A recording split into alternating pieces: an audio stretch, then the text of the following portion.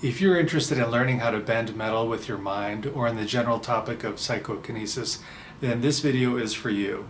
I'm really grateful to Teresa Bright from the IONS group in Portland. They're a great community group associated with the Institute of Noetic Sciences. They invited me to give a presentation via Zoom to teach them how to do spoon bending. If you're a researcher or really interested in exploring consciousness, I invite you to watch the entire presentation. But if you're really just interested in getting straight to the spoon bending, you'll want to get to the middle part of the presentation and skip the rest.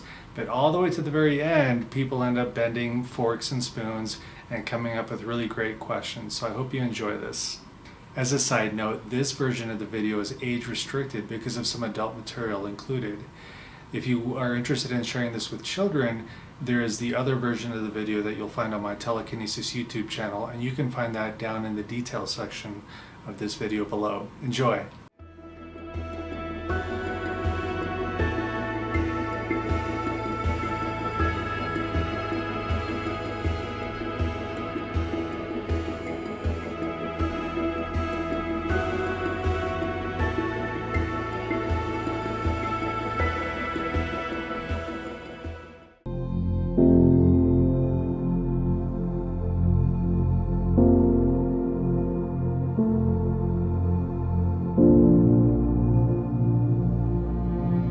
So thanks for coming tonight, and I know there's always a quality of taking a chance. You know, we're going to try and do something, well, we're going to succeed at doing something that most people think is impossible. Even today, even though spoon bending has been around for a long time, and you know, the originator of the spoon bending party, Jack Houck, was doing this back in the 70s. So, you know, maybe some of you have been to spoon bending parties yourself. Can I see a show of hands who's bent a spoon before?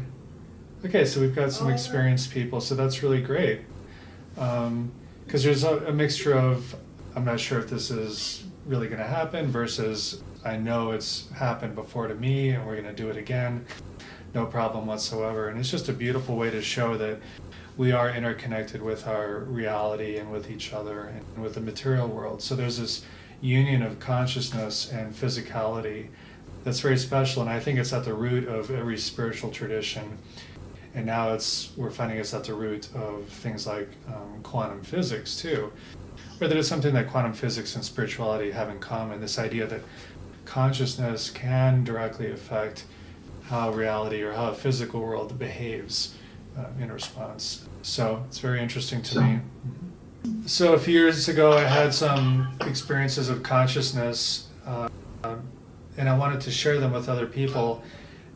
Primarily having an out-of-body experience, but it's not the kind of thing that you can really show someone, because what would you see? I would just be laying there. So there's not much to see, but I started to notice people on the internet, on YouTube, doing this telekinesis thing that Teresa just showed you, moving an object from a distance without touching it. And I wanted to learn how to do it. And I think one of the blessings of today, of this age, is the internet, because some of these things may have seemed secretive in times past, or it was inaccessible knowledge or hidden knowledge. But thanks to Google and to YouTube, people who are willing to share this information can share it far and wide, and people around the world are learning this. So I watch videos from people like Trevor Seven. He's a big-time telekinesis guy, and some other people, and join that with what I knew about meditation from my meditation training. And I taught myself, putting all of that together, how to do it myself. And so that was about 5 years ago, and I've been teaching it ever since. And I went through a process of teaching myself spoon bending the same way, just picking up whatever tips and tricks I could get on the internet, and sitting alone by myself at home on the couch with a spoon, trying to get it to bend. And just, you know, night after night, just trying everything I could, and one night it bent. And I was like, well, is this real? I don't know, I better grab another spoon. And so a few more nights passed, and I got it to go. And eventually I convinced myself that I was doing the real thing, and then it was time to really try it out on some guinea pigs. So I volunteered my wife and one of her friends. Actually, I invited them, and the three of us tried it, and it worked just fine. And it was just amazing. So that really broke this open for me, that you could just show it to other people, and it's a completely natural thing. There's nothing weird about it, there's no illusion, there's no mystery.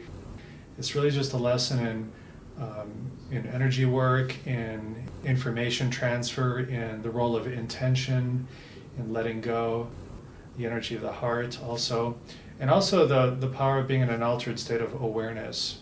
Because here, this is, does everyone remember this kid? There is no spoon. When people see this image, they remember him saying, "There is no spoon," and it's a cute phrase from the movie, but what it really implies is we have to enter a different way of seeing things, a different perspective, a different state of awareness to do things like psychokinesis. It doesn't have to be all that different, but just a slightly different state of perception. And a lot of it just has to do with stepping out of ourselves, stepping out of our sense of, well, there's me over here, and then there's this piece of metal over here that I'm going to bend, or that I'm holding this spoon and I'm going to bend this spoon over here, like we're two separate things. All of that has to soften during the process of psychokinesis. I'll talk a little bit about when I was learning how to move the little piece of tinfoil from a distance, the typical telekinesis that I do. Different things would happen over time. When I was trying to force it, just looking at it, I'd sit there for 45 minutes and it wouldn't move. And this was for a couple of months, every day, just trying to do it.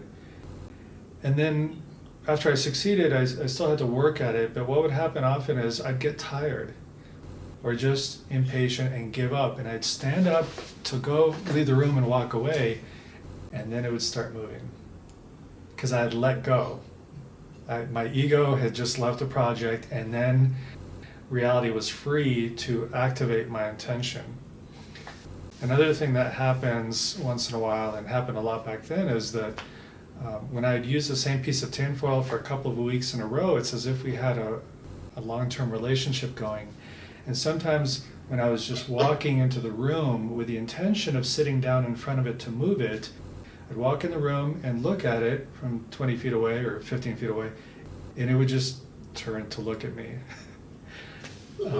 Of course, it doesn't have eyes, but it would move in response to my presence, because I had this expectation that I was going to do it. And sometimes, even when I would walk up and go away, it wouldn't do anything, but then I'd be at the door and I'd turn back to look, and it would start turning. So time behaves differently with PKs sometimes too, and that's why the letting go aspect is important, because we might ask the spoon to bend right now. Usually it doesn't, it needs a little bit of time, and we have to just let go. Somehow there's this, it seems to be that there's an intermediary. One thing that I realized from talking to scientists is with the telekinesis when I'm moving the tinfoil, I thought what was happening was my mind was talking to that piece of metal and making it move that way. But what really seems to be the case is that my intention is for that piece of metal to move.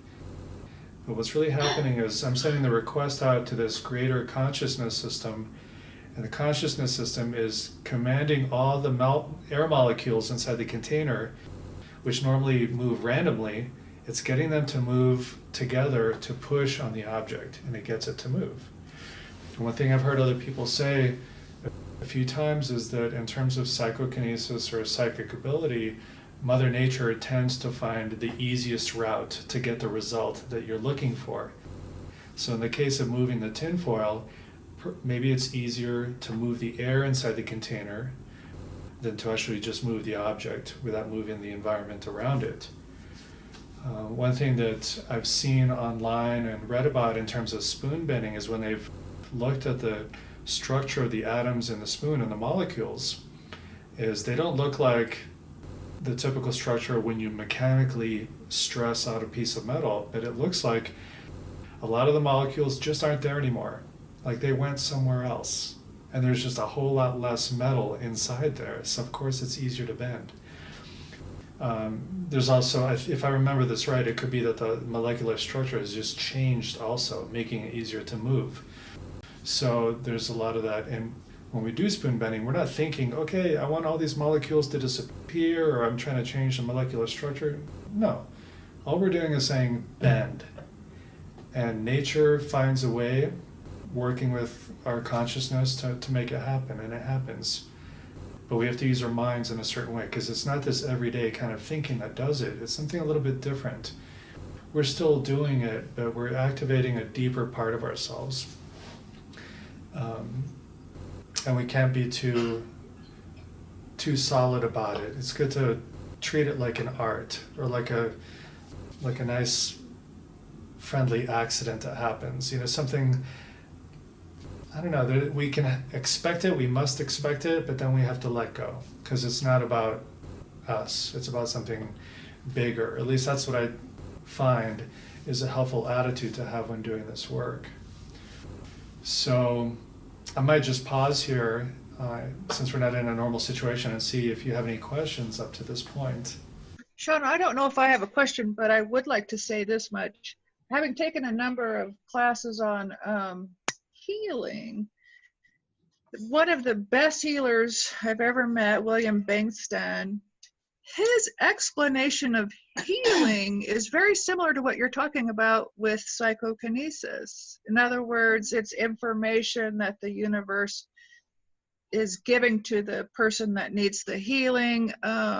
You just kind of set the tone for the whole thing to happen and then let it go, kind of like what you just said, letting it go. So I just throw that out there. I think all these things are sort of connected. Absolutely. I'm really glad you brought that up. I've read about the Bankston healing method, and it sounds tremendous. It's amazing the work that he's doing. And the information transfer idea, I think, is really important. When I teach the telekinesis classes, and even tonight when I give the instructions for the spoon bending, you're going to hear me saying things like the word energy, or move your energy, or send the energy. And I use that language, and I tell someone to, send their energy to the object. But today I don't really think that there's any energy involved.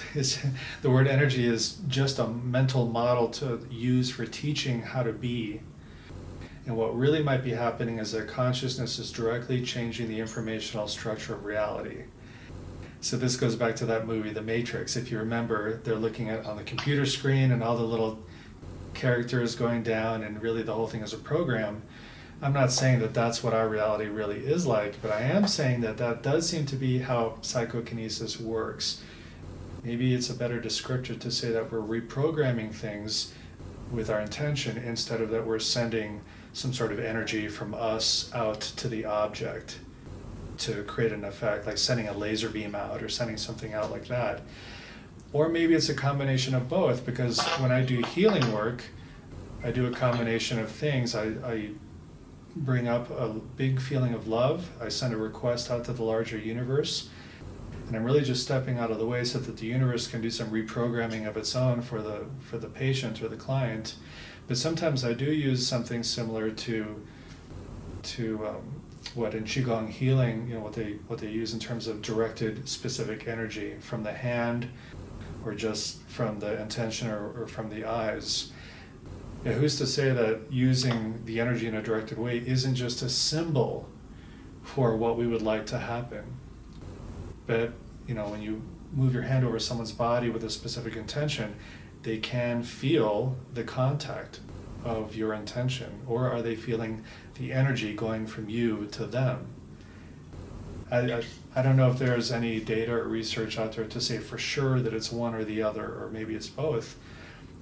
But it's just my way of saying we don't have to know how it works, just that it does work, and that there's something listening, I think. And maybe it's just a bigger part of ourselves, or maybe it's just that place or that space where we're all connected and where we're all one.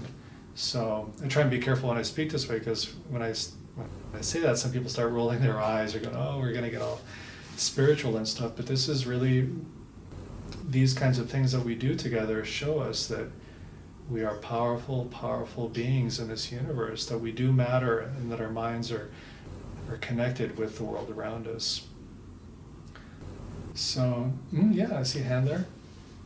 I wanted to understand why, after you'd had more than one experience bending a spoon, that it took that much for you to believe you were really doing it Mm-hmm. when you had the evidence of having done it. Is it because it's such a combination of consciousness and actual physical pressure, or what made that a difficult assumption for you? Because I'm a stubborn, self-doubting son of a bitch, you know. I'm really hard on myself. And because I like to share everything I learn and everything I do, I really want to make sure that I'm not fooling myself because I don't want to fool other people. And this is an area where maybe that's why it's still quite rare, because you could tell your friend, hey, I went to this spoon bending party and I bent a piece of metal, and half your friends, you might just see them, their eyes glaze over and like, okay, if you say so. And I made that mistake too early when I started doing PK. I would tell my friends, hey, I learned how to move an object with my mind. Their eyes would just glaze over, and I don't know what they were thinking inside. Probably, poor Sean, he's lost his mind.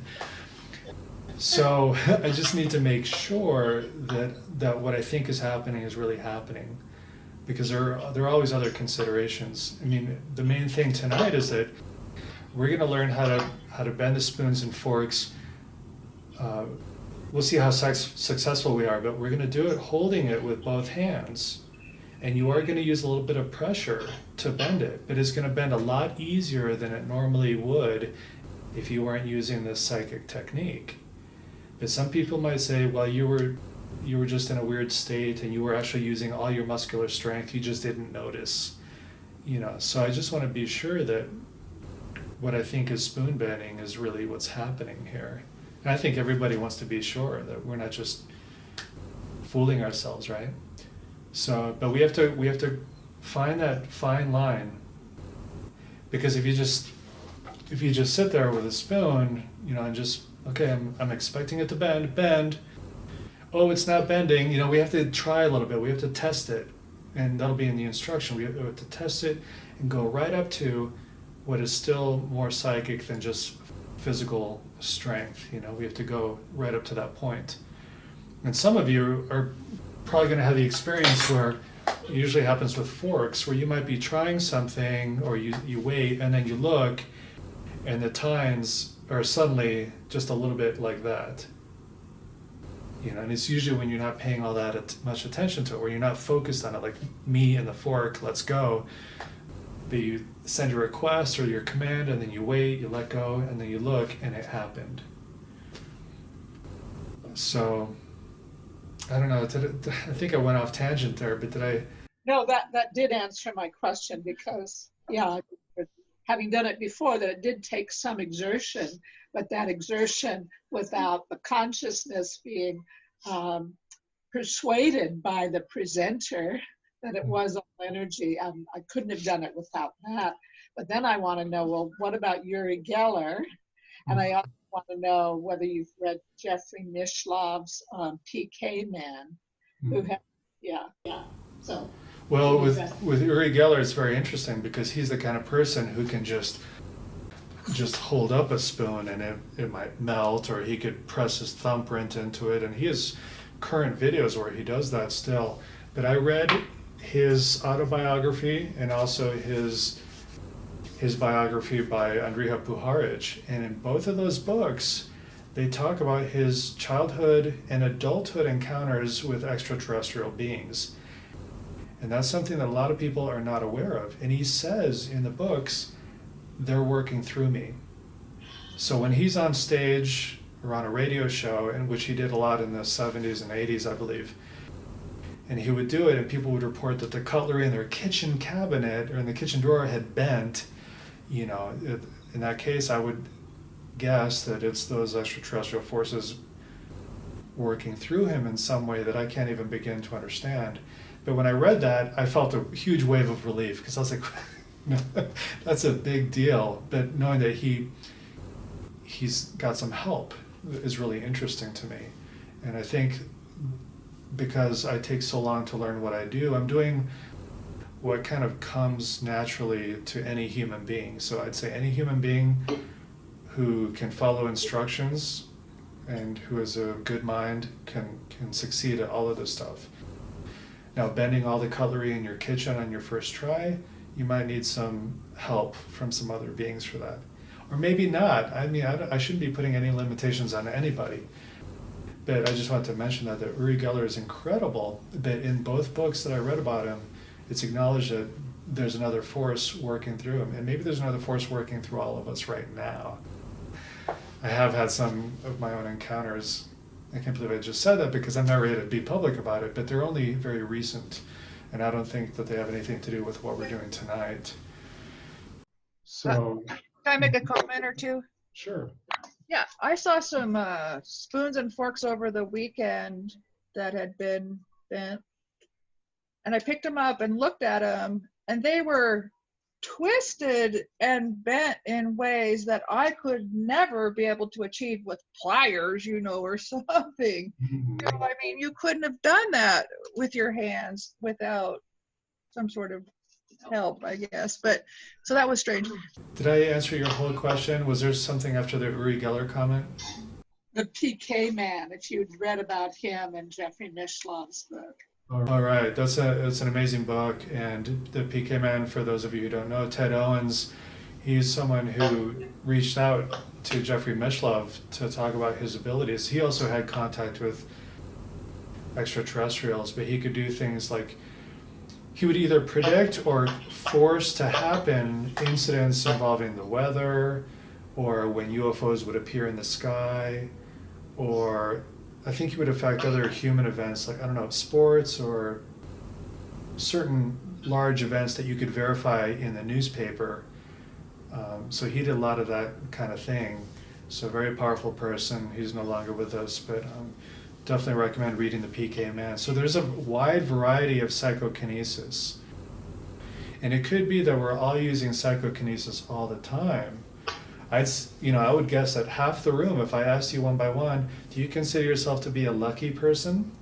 Or are you the kind of person who, it never works out in your way, or you're the last one to the party, or you can't find a parking spot, or you've never won a lottery or a contest, or things like that. I think what has to do with people's personalities is if you tend to have good luck a lot of the time, it might not be luck. It could be your expectation about the events in your life and how things will turn out for you on a consistent basis, that you're actually affecting the randomness of life in front of you in the future, so that it restructures, so that you're reprogramming to move a little bit more into your favor, because it's all about probability. It's all about randomness and non-randomness, and we can order how things happen to some degree, I believe, largely by our attitude about life. I tend to be the more negativist type. I'm hard on myself. I don't know if it's something that happened to me early on, or it's just the way I'm wired. All our nervous systems are wired a certain way for survival, and when we come out of the womb and we start growing up, our brains are going to be a certain way, which of course we can change as we grow up. But sometimes people are more negative, but that's how they survive in life. It just protects them, and I tend to be that way myself. So it's hard for me to create a positive, lucky stream of events for me, but somehow it still works out, so I survive in life. But I think that it could be possible that we're all using PK all the time to affect things around us, so that we just find our way through life. And because it's so subtle and so pervasive, we probably don't notice it, or we're probably not aware of it. So there's a book by Stephen Browdy called The Limits of Influence that you might want to look up if you're interested in the variety of PK, because it's not just the spoons, and it's not just moving tinfoil from a distance, but it's a lot of things, including energy healing. And I'm curious, are there any healers in the room? I think there's at least one healer. There's a lot of them. That's beautiful. I'm so glad you're here, because you're bringing yourselves here, and you have this experience already that you know what's possible. And I think that might be the most practical And the most sacred use of PK is when you're using your ability, your intention, and your heart for the betterment of another human being. That's really great. But of course, even having a spoon bending party is for the betterment of humanity, because it shows people that we're capable of so much more than we might think we are. And that can change someone's perspective on life for the better. Okay, so do you feel ready to play?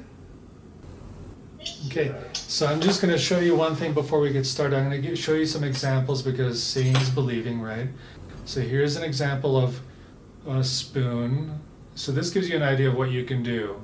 It's not just bending something in half, but you can, bend it all the way around. Or you could just, that's the most common form, which is perfectly fine to do. But I want you to notice that this is bent towards the middle, because a lot of people bend it here where it meets the bowl, and a lot of pseudo-skeptics think, oh, that's just because that's the thinnest part of the metal. But this isn't the thinnest part. And definitely someone in a group I led recently, it's all the way halfway through the stem of this fork that it bent for them. So it's not always going to happen right here. This is a very thick spoon. You probably can't tell, but it's much harder than the others, but someone got a little bit of a bend there too. So just some examples that you can see. The way a fork or spoon bends for you is going to be unique to you. And all we're looking for is a little bit of a bend, and that's enough to show you that it actually happened. So before I give the specific instructions, we should all select our spoon or fork that we want to work with. And what we're going to do now is, Teresa has set out your cutlery for you, or maybe you brought your own. If you brought your own, you might, if you feel like taking a chance, toss it in the pile. Just let it go. And then when it's your turn to go up to the pile and pick your item, look at the table, look at all the forks and spoons, and I want you to just relax and ask the pile, say, hey, which one of you are willing to bend for me tonight? And look at them. And you're going to feel a nudge in the back of your mind, or maybe in your heart, or you're going to notice something, a little piece of metal there saying, pick me, I'm going to do this for you. And then Teresa, if you want to just play that background music while they select. Okay. And when everyone's sitting back down, we'll continue at that point. I'm going to get a spoon too. Could I ask you a question? Sure. Hi. So years ago, gosh, I guess it was in the 80s, when I would smoke a little grass and then try and record it, it wouldn't record. Either the equipment would freeze, or the tape would end up hanging from a spool, or with Selectric typewriters, after a page and a half, it would pop. I had a pen fly apart. Do you have any understanding of what that is? Is it a different frequency of energy coming through and ideas than the electronic capacity to record them? I wondered what that was. Yeah. So if we think about the brain as a physical structure in the head, and it's an organizing principle, because our subconscious mind is open to a lot more information than our conscious mind is, right? So the brain serves as a filter and a restrainer. And perhaps what's happening for you when you smoked a little bit of grass was you changed the brain functioning, or maybe shut down a part of the brain or opened up a different part of the brain. So you changed how this physical organ is functioning to help your consciousness relate to the physical world. So maybe it opened up the gates for the energy or the intention, or maybe it started to unravel all the controls of your reality somehow. So Dean Radin, I just recently heard him give a presentation about a structure in the brain called the caudate. And Dean Radin's the lead scientist at IONS. And it's a structure, it kind of looks like a horseshoe in the brain, and they found when they scanned it for people who had psychic ability, and I believe he said people who've seen UFOs, that it does have a physical, you see these lines in the scan, like there's physical change in this structure of the brain. Now, does it just reflect these people's ability, or does it cause their ability? I don't think we know that yet, but we do know that there's something physically different in the brain of these people. And so in your case, maybe the chemical that you took in had a very temporary effect on your brain structure, and suddenly phenomena are happening around you for you. Now, any chemical can behave differently for different people's brains. So I wouldn't say that if everyone in that room tried grass right now that they'd all have the same effect. Maybe it's particular to you. So, but it's it doesn't seem out of the ordinary to me at all. Well, and there was also a specific period of time when it was like I was in a lucid dream, wide awake, and everyone was doing as if I was the script writer and director and they were acting it out. But it was a period of time, a discrete period of time. So I don't know what that was about either. Mm-hmm. No, it sounds lovely though. Yeah, these things happen. Yeah. Thank you. Oh, here. Hi. So, hi. I I got a little nervous and I already bent my spoon. But my question is that what do you define if you're not thinking about bending a spoon or anything, and then all of a sudden you get this kind of good rush of feeling, and it could be random. You could be sleeping, you could be in the middle of the day, and then you can just go bend spoons, just the whole kitchen. Kind of. What would you describe that? Is that, yeah. It just sounds like you're in the zone when you're in that state. It sounds like a very lovely state. It's an altered state of consciousness.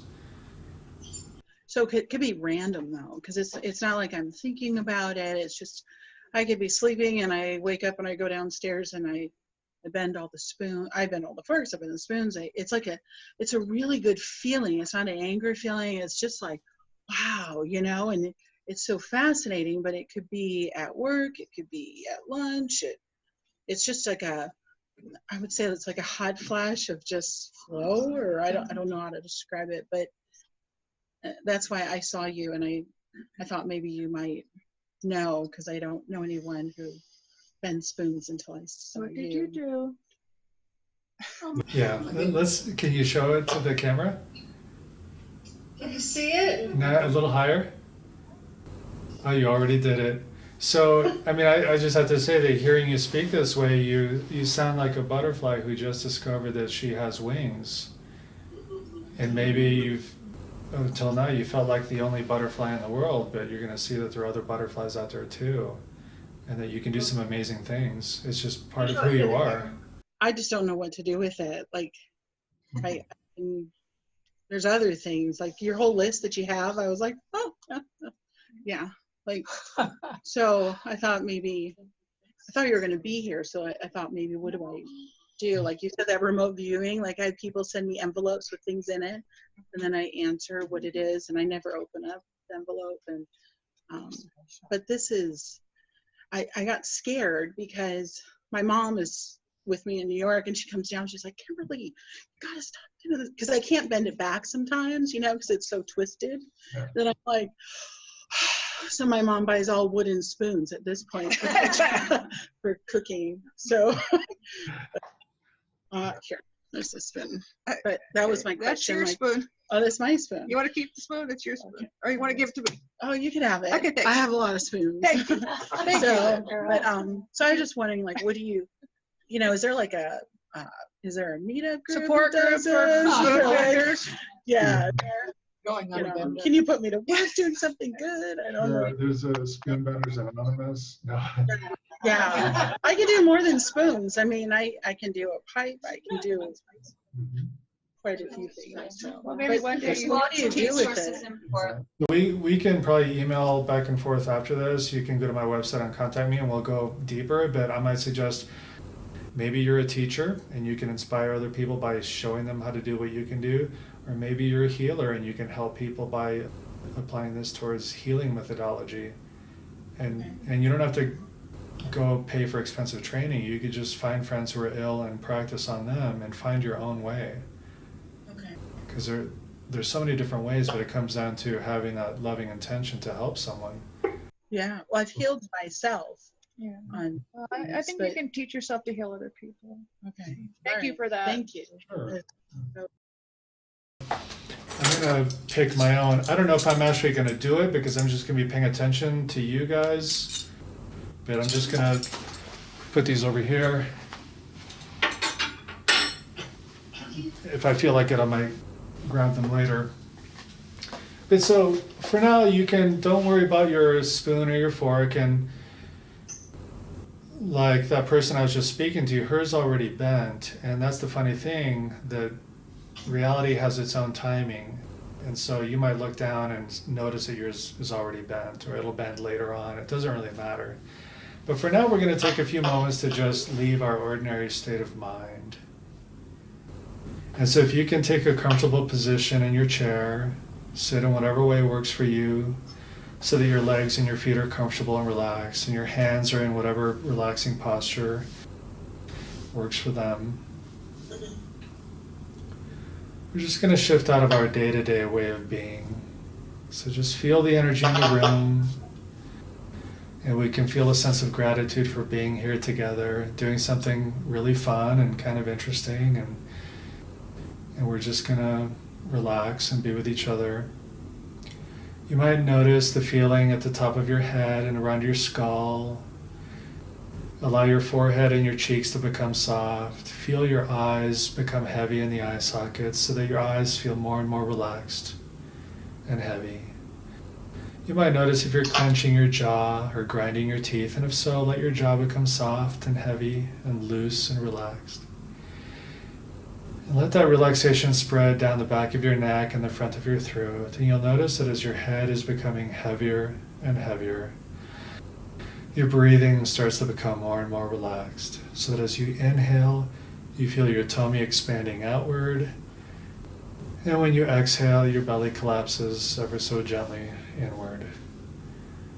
Just feel your belly and your whole torso moving as you breathe in and breathe out, back and forth, like the waves of the ocean coming and going. Breathing gently, feeling your whole body sinking deeper and deeper down into your chair, so that your body feels more and more relaxed, and it's such an enjoyable state to be in. Entering more of a feeling state, feeling the physical aspect of your body, feeling your muscles and your bones and the weight of your body. And then feeling the very subtle sensations inside your body. Where is it hot? Where is it cold? Do you feel any subtle movement, any flow anywhere, any tingling sensations? For a few moments, feel your left shoulder, your left arm, and your left hand and fingers. Breathe out and let them become loose and heavy and relaxed. And then pay attention to your right shoulder, your right arm, wrist, hands, and fingers. Breathe in, and then breathe out. Allow that right side to become loose and heavy and relaxed. And now bring your attention to your heart in the middle of your chest. And for a couple moments, can you notice, do you feel your heartbeat in your chest? Can you feel the gentle beating inside?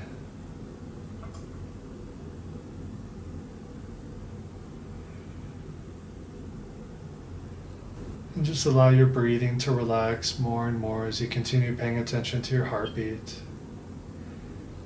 And feel your whole sense of being slowing down and settling in. Feel your shoulder blades, your upper back, and your middle back softening and sinking. Bring your awareness down to your lower back and the muscles around your spine there. And notice that as you breathe in and your belly expands, that you can feel that pressure massaging your lower back muscles at the same time. So as you continue breathing in a relaxing way, you're constantly massaging your organs and muscles naturally, leading to more and more sensations of relaxation and ease. And then letting that ease and flow move down to your hips, your pelvic region, down through your thighs, your knees, flowing down to your lower legs, your calf muscles, down your ankles, and down into your feet and your toes. And as you continue breathing normally, all the stress in your body just streams down through your body, through your legs, and out the bottoms of your feet into the earth below. Just letting go, letting go.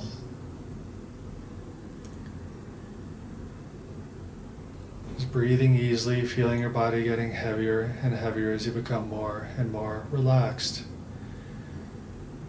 And within that relaxation, we bring our attention inside our body. You can explore inside the center of your belly, or inside your heart center, or inside your skull. Just noticing that empty, open quality inside your body. And within that openness, you might sense the energy moving. All these little sensations of coming and going and flowing.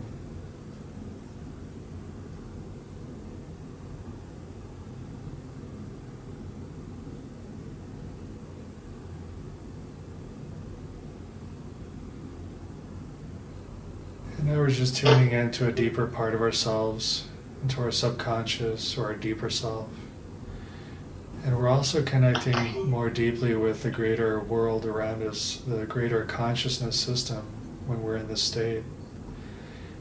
And now we're going to connect a little more with that greater consciousness. And of course, I'm just using a mental model. Who knows what's really happening? But we can just pretend. It's okay to pretend. And so to connect more deeply with this greater consciousness system, you're going to each choose your own color that represents that connection. So think in your mind for a second. What is a color that represents love and connection and manifestation? What is a color that would represent all those three things to you? There's no right answer. There's just the color that works for you.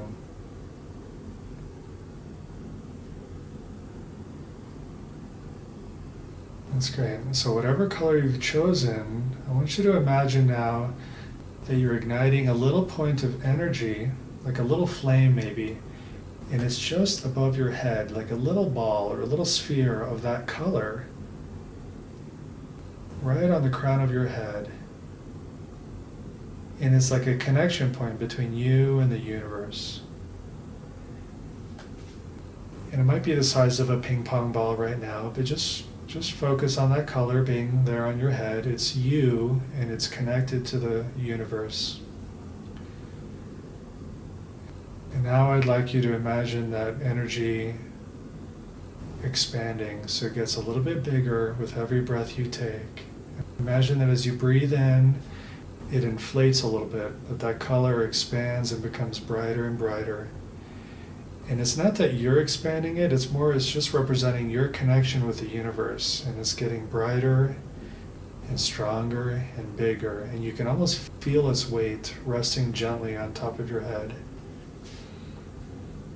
And it's so soothing and it's so lovely.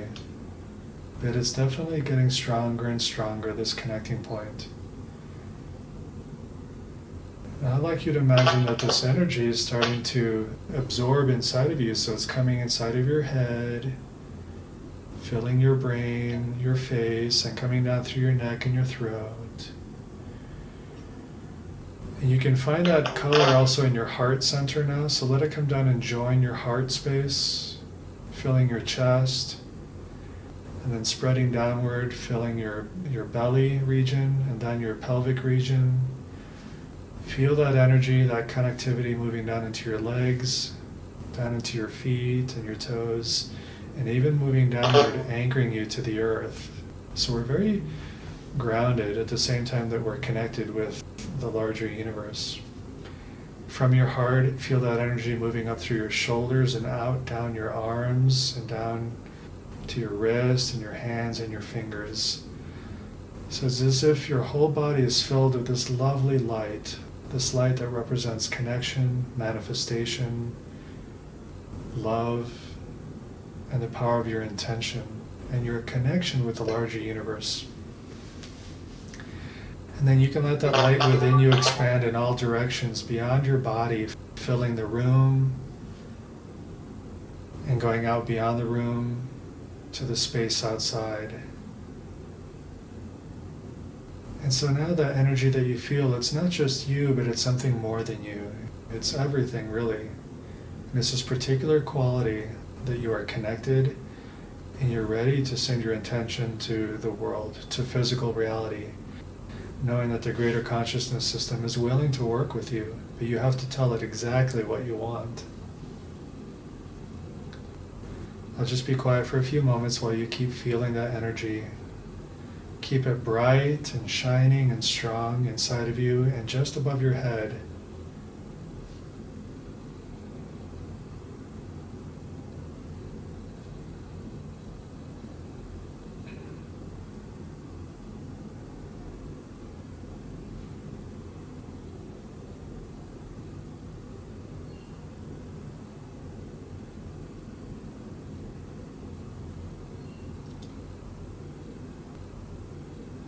Okay, now we're going to go right into trying our first attempt at bending your spoon or fork. And what I'd like you to do is you're going to just hold it in both hands like this. I have a sample one in my hand. Just look at me.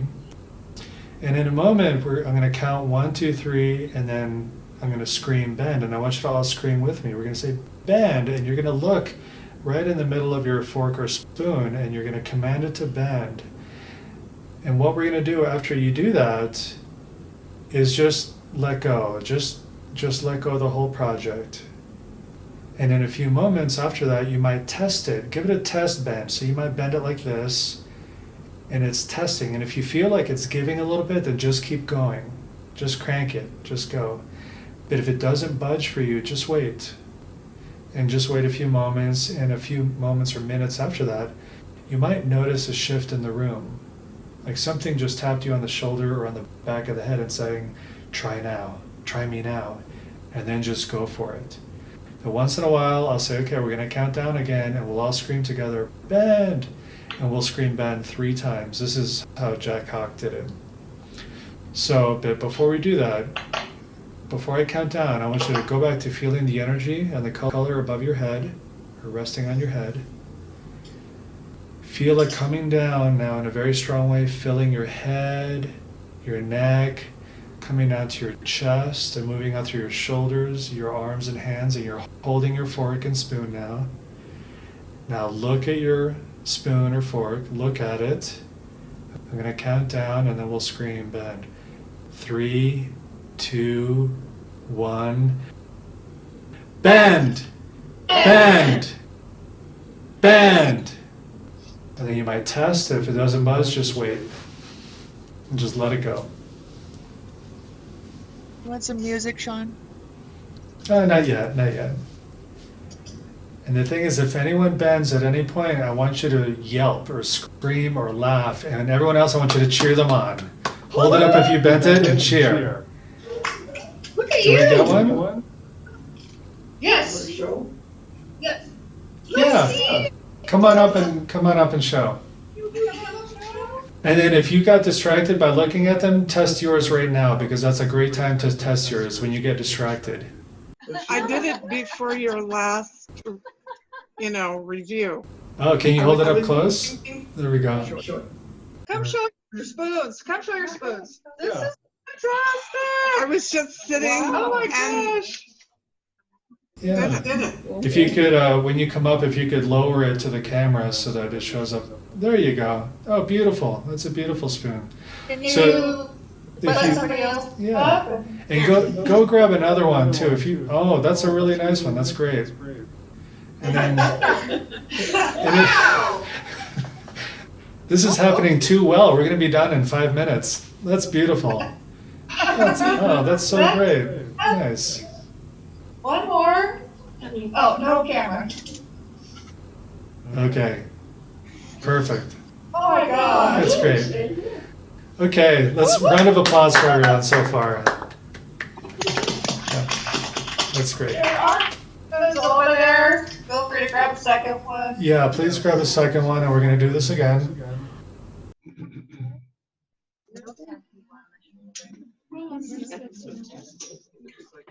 Did you know you were going to do that? So when we do this again, now those of you who bent it in half, if you get the opportunity again, see if you can just keep going and bend it So you just keep going, and it twists it all the way around like that. I mean, I'm not, you can try right now, but I'm just saying, if you get the opportunity, just keep going.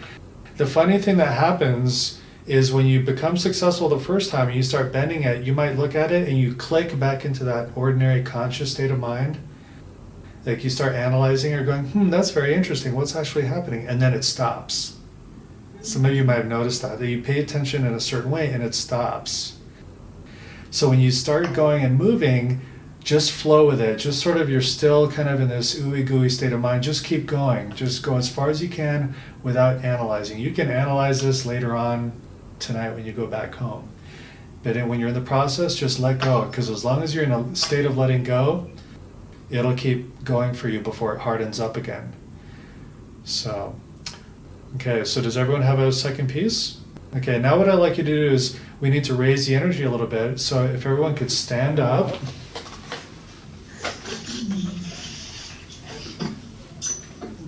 Okay. Okay. Pretty soon we're going to play some music because I think we need to loosen up a little bit. I'm just going to make you laugh a little bit so we can lose our sense of ego. So, okay. So when we can loosen up, it helps a great deal. So let's start over again with that visualization of the energy above your head. Just close your eyes and feel it, this beautiful color. Or if you want to switch your color, go for it. Find the color that's right for you. Feel it big and bright on your head.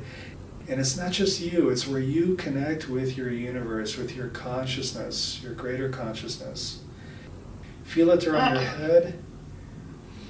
And then let that color come down, filling your skull, down your neck. And really let it fill your whole chest and even your belly. Let it fill you. You feel so bright and lovely and strong. Let that feeling come out through your shoulders, out your arms and your hands. And you're holding your spoon or fork now. You're holding it out in front of you.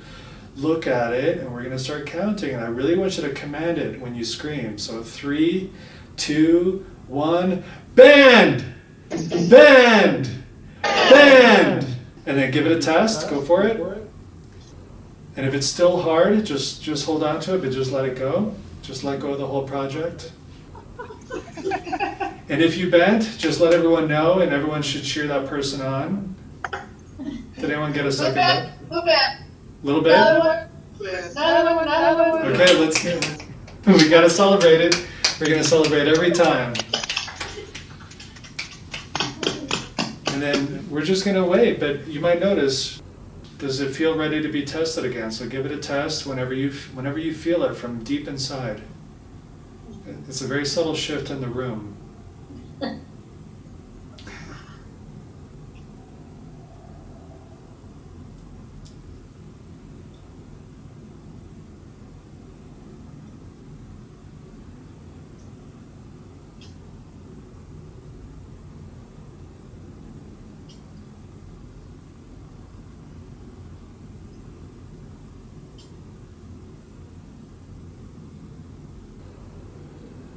Okay, I'm looking at the two guys facing me. They have beige colored shirts. Go for it. I think you're ready. Just test your.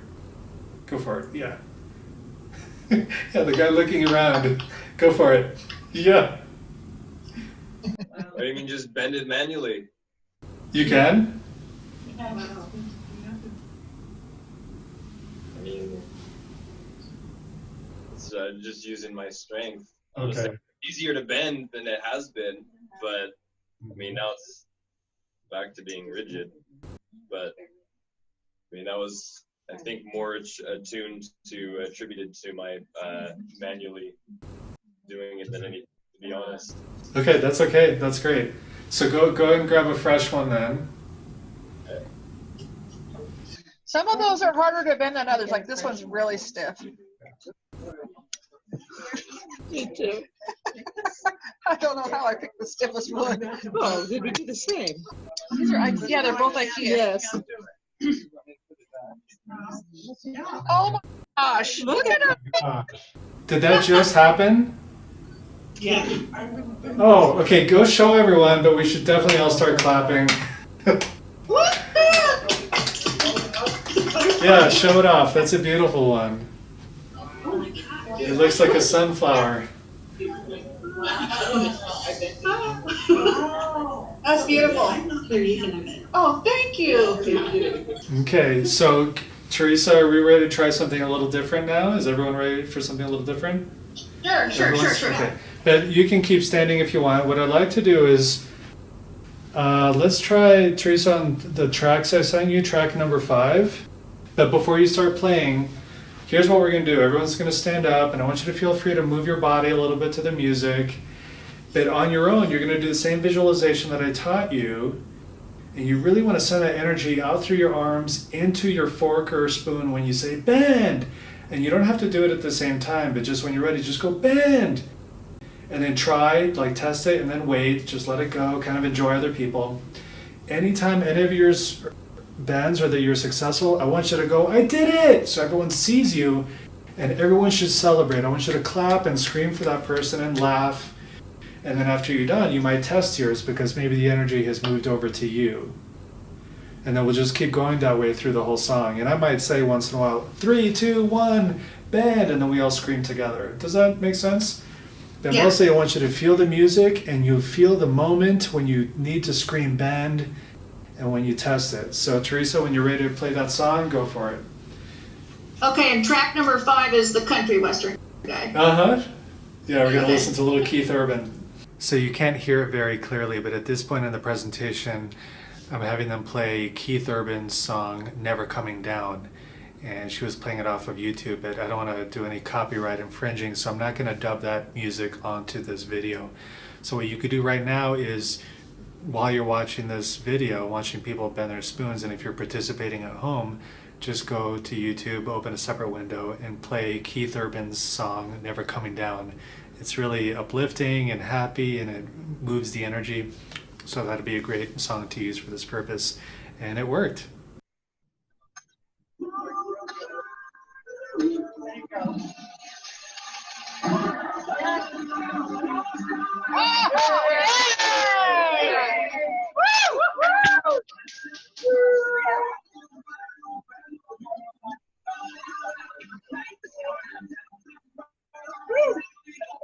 Another one!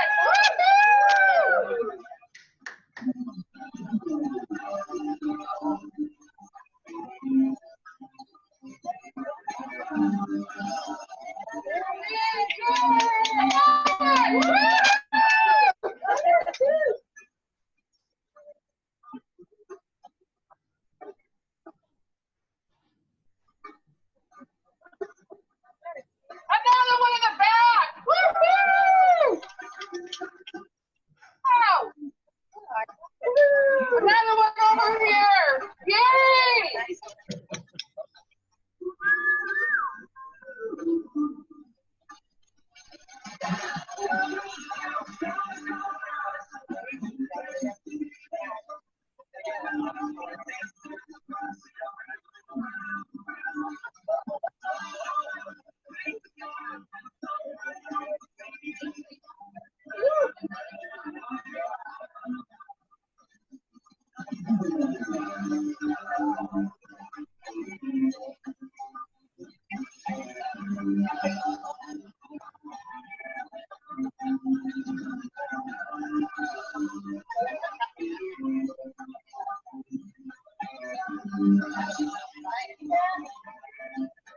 Here's mine. Wow! Woo! Woo! Shot! Shot! Woo! Let's see it. Shot. Let's see it again.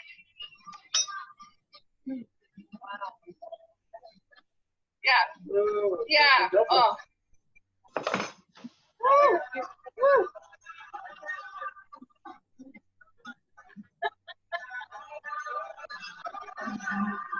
Got a broken one. No way. No way.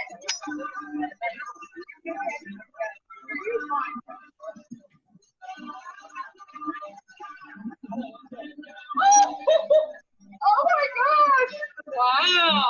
She just bent this spoon and it is so thick. I can't miss it. Oh my god! Look at this one. Look at they did another one before.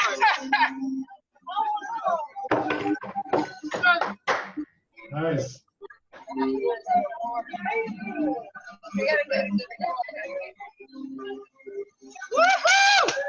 Wow.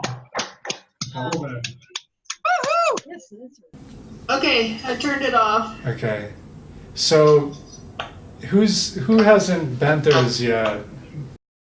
Okay. 1, 2, 3. Me. Okay. Who has not? Okay. But I gave my spoon, which was really thick, to the woman next to me, and she bent it. Okay. So you said you gave yours to the person next to you and they bent it? Yeah. Okay, great. Okay. So everyone who hasn't bent theirs, I'd like you to change wherever you're sitting, I want you to surround yourself by people who have bent theirs, like your own little, find 2 or 3 people who can help you. Okay, great. So when you're in your group, everyone just let go of their spoons except for the people who still need to bend theirs. So you've got your spoon and you're sort of in the middle so that everyone can see your spoon. And just hold it like this.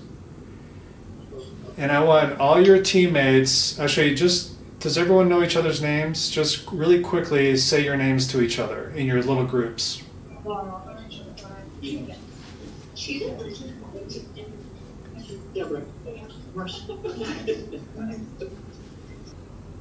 Okay.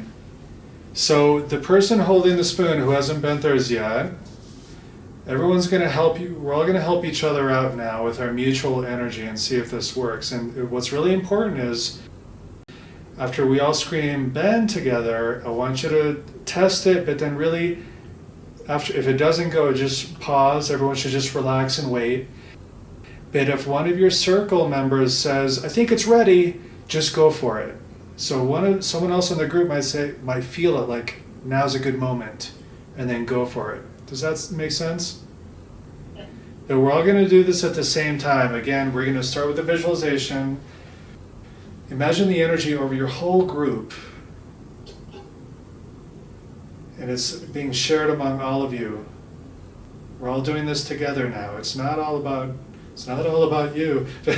It's about all of us together. So feel the energy and the color coming down into the room, inside your head. And it feels wonderful, that sense of connection and strength and intention and connection to everything around us. Coming down through your neck and your throat, down into your heart. Feel your heart fill with this beautiful, loving energy. Let it come down to your belly and your legs and all the way down to your feet on the earth. And continue feeling filled with that energy, that color inside of you and also at the top of your head. And now open your eyes and look at the spoon, especially the part where you want it to bend. So right between the stem and the bowl of the spoon or the base of the fork. So you're all looking at it. And when you eventually scream bend, I want you to send all your energy right at that spot. And we'll scream bend 3 times, and after that is when you'll test it. So get ready, build up your energy in your body, focus on where you want it to bend, look at it carefully. 3, 2, 1, bend! Bend! Bend! Bend. And then go ahead and crank on it. If it doesn't go, just let it go and relax.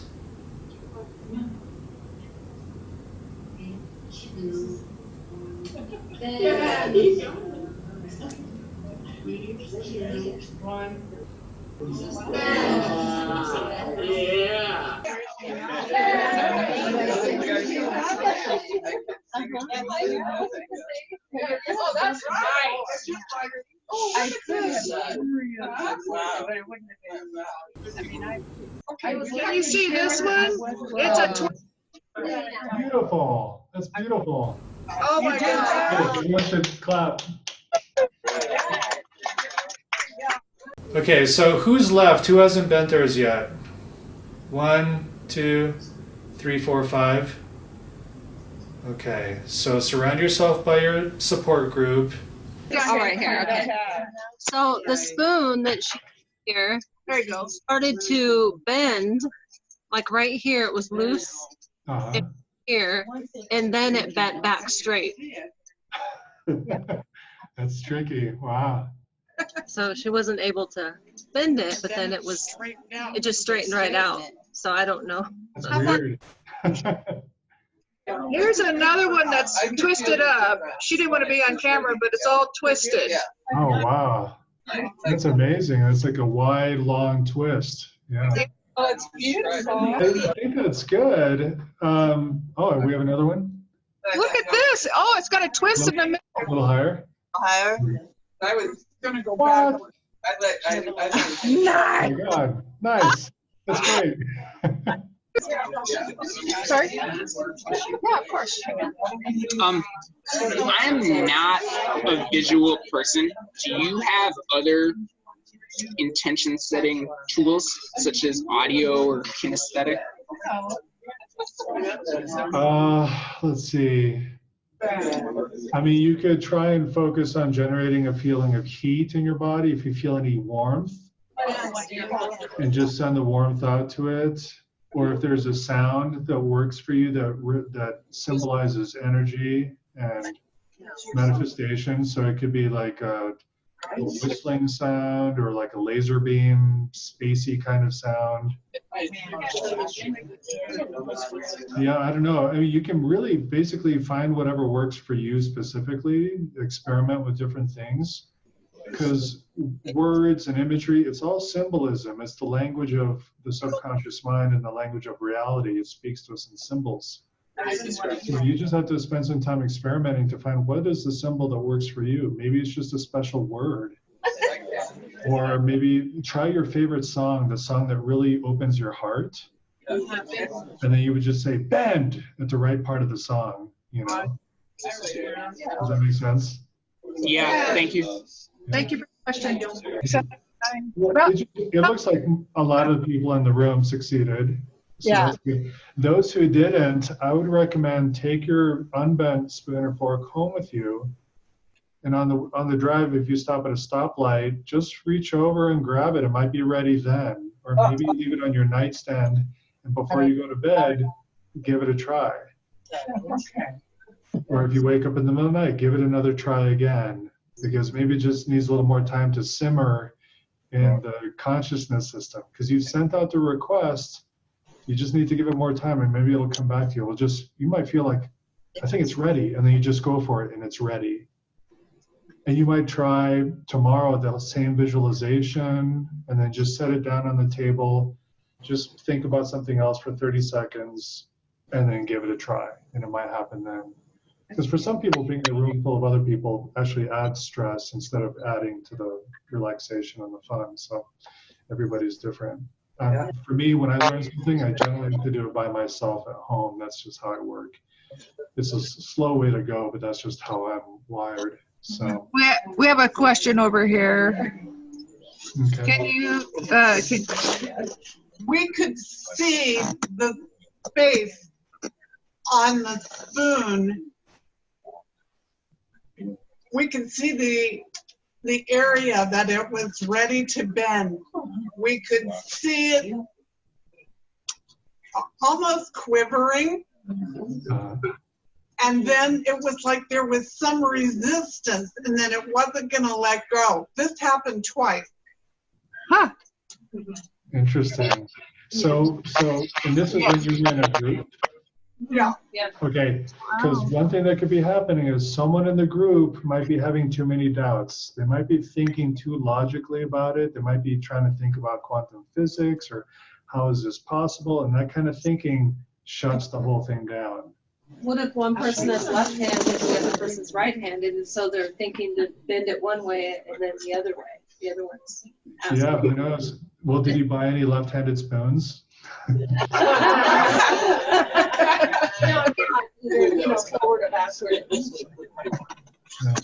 When I teach telekinesis, one of the exercises is to have a whole group of people focusing on moving one piece of tinfoil. And half the time the group can succeed and they get it to move just fine. And the other time, the other half, the group, they don't get any movement whatsoever. And it's something about the shared energy. There's something there, and I don't know the solution to that, but sometimes it's just not quite right. So some of you might do really well when you're by yourself and not feeling the people around you. So just don't give up on it. Just keep trying. Are there other props that we can use as beginners? Since this is a skill, right? When we're learning a new skill, are there props to help learn the new skill at the beginning? Do you, with the tinfoil thing or with the spoon bending? In general, sigils or any kind of other artifacts, are they helpful? Well, there was, I really wish I could remember his name, but there was a man, I think it was in the 80s or maybe even in the 90s, and he would work with crystals, and he would hold a crystal while guiding someone else to bend a spoon. And he actually did it over the radio.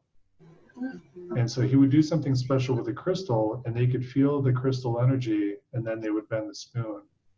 But sigils can be really powerful if you believe in it. You know, that's the main thing, is it a symbol for transforming reality for you? And if it is, then use it. For me, I like inspirational music. So when you go home, choose a song that really stirs your heart and try and do it when you're hearing that song. And then the spoon might just fold over like silly putty for you. So definitely use anything and everything that comes naturally for you or that piques your interest. The second it gets boring for you, like if you were bored tonight, and I tend to put people to sleep, if you were bored, that definitely kills it. So you got to keep it interesting, you know, find a way to make it fun for you. And that's why doing it with a group keeps it fun, and it's really helpful that way. If you have children at home, give them this technique and they'll take to it like water. They'll surprise you. So do it with your kids. Grandkids. Grandkids, yeah. This question: have you guys tried to consciously unbend the spoon, like as a group collective? I've never tried that. I've never seen it. And the thing too about the metal is, I think structurally, once we've bent it psychically, unbending it, well, I was going to say it should bend easier, but that's not true. There's some that I bent that were really hard, and I couldn't bend them back physically. So I don't know. But what you could do is, once you succeed at bending yours, try and do the same thing to bend it back. Use the same technique. I think we have one last person who got a bend over here in the fork. Yeah. Oh, yeah. Good job. Yes. Well, I bend it, and then he mentioned it. Well, why not try to bend it back? And I thought, well, I could probably muscle this, and it's kind of hurt my fingers. I almost put a hole in my jeans trying to bend it back. Nice. So it's there. You did it. Can you show it? Can you come and show it? Yeah, put it in front of the camera here. There you go. Nice. That's great. You've been working on that. Good job. Yeah. Cool. Good job. So the other thing you can do is, let's pretend this one's not bent. If you have a fork, it might, over time, it might continue melting on its own, or even a spoon. So just look at it once in a while, especially the tines. They might on their own just keep going slowly. So when you get home, it might even be more, or not. Or you might test it again when you get home, and you might be able to bend another one. So it's kind of a mysterious process, but it's very cool, and it is a skill. It's a technique, and the skill is about getting out of your own way. So every time you succeed, it's confirmation that you're getting better and better at connecting with your deeper sense of self and stepping out of your ego. And it can be a lifelong thing. And at the end, you just feel so much relief because you're not the solid little you anymore, that you're part of something bigger, and there's love and connection there. And for me anyway, it gives life a lot more meaning, right?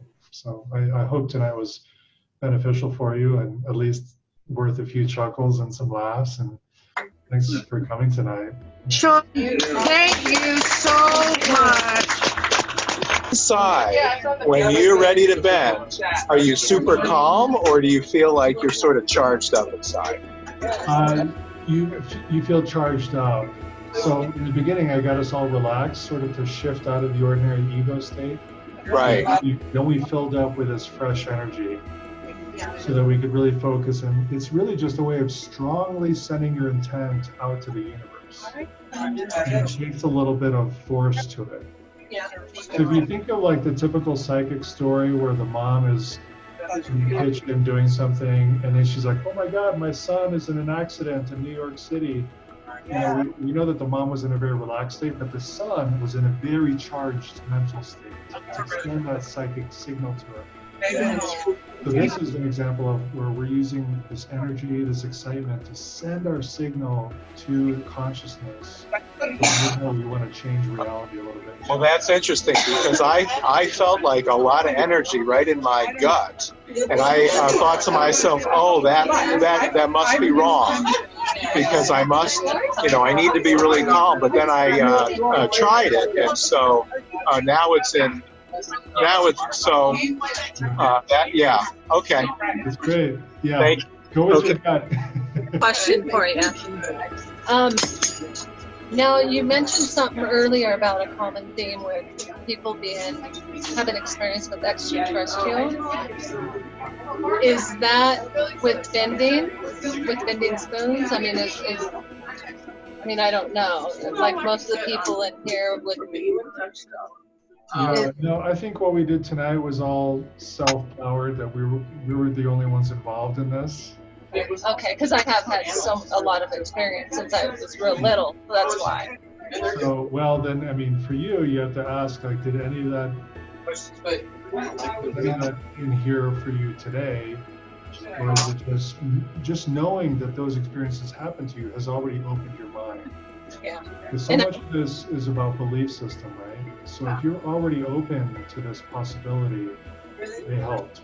And then you have that access. And where someone who has never had any kind of experience, they're going to have a really hard time doing it. This is the first time I've done this. I've never done this before, so I don't know. Congratulations. Yeah, but as far as that goes, all the stuff you were talking about, remote viewing, everything was me to the T in the beginning we were talking about. Interesting. So I think there's a lot waiting for you to explore. It's already inside of you, right? Yeah. Well, thank you very much.